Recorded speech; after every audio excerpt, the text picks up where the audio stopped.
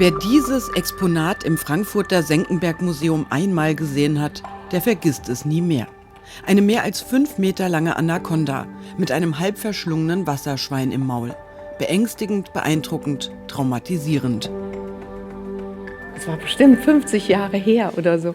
Und wir waren alle beeindruckt von dieser Anaconda, weil es schon ein bisschen gruselig auch ist und dass eine Schlange so ein großes Tier fressen kann. Es war immer die größte Erinnerung hier aus dem Senckenberg-Museum. Also das ist das, was ich quasi immer im Kopf hatte. Wenn wir hier zu den Dinos gehen wollten, wollte ich immer die Schlange mit dem Schwein sehen. Das Objekt ist sehr bekannt. Meine Kindheit hat es schon begleitet. Jeder, der ans Senckenberg-Museum denkt, den ich kenne, denkt an das Schwein, das im Maul der Anaconda steckt. Heute wurde der Publikumsliebling abgebaut. Nach fast 100 Jahren ist eine Restaurierung notwendig. Die Würgeschlange wurde 1924 in Brasilien von einem Trophäenjäger erlegt. Senckenberg erwarb das Schlangenleder 1925.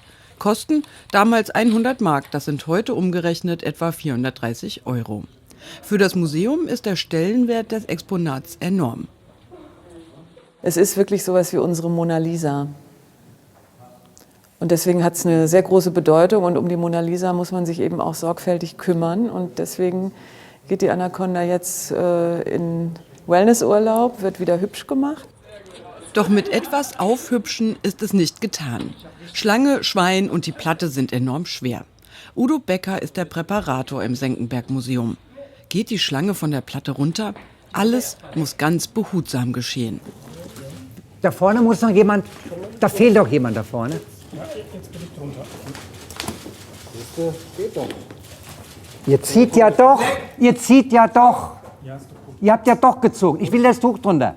Ja, kommt. Alles gut, ganz. Das Tuch ist extrem wichtig, damit es keinen Kontakt mit Plastik bekommt. Knapp 100 Jahre ist das Exponat alt. Es handelt sich bei dem Ausstellungsstück um eine Dermoplastik. Das heißt, das Innenleben wurde nachgebildet und die Originalhaut wird drüber gezogen. Alles geschieht in den hauseigenen Präparationswerkstätten des Museums. Also der erste Schritt, bevor es zur eigentlichen Restaurierung kommt, das gehört eigentlich auch schon dazu, ist eine oberflächliche Reinigung mit geeigneten Materialien. Die größten Hürden sind die, dass man nicht weiß, welche Materialien ehemals verwendet wurden. Hier das Originalfoto von 1925. Das Exponat wohl schon damals ein Meisterwerk. Das Museum wird nun mehrere Restaurierungsexperten hinzuziehen. Auch für Udo Becker ist das Neuland.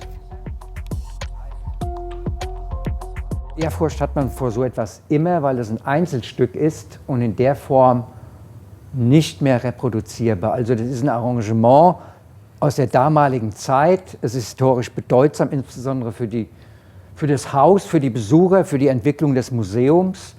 Bis Ende April soll die Restaurierung fertig sein.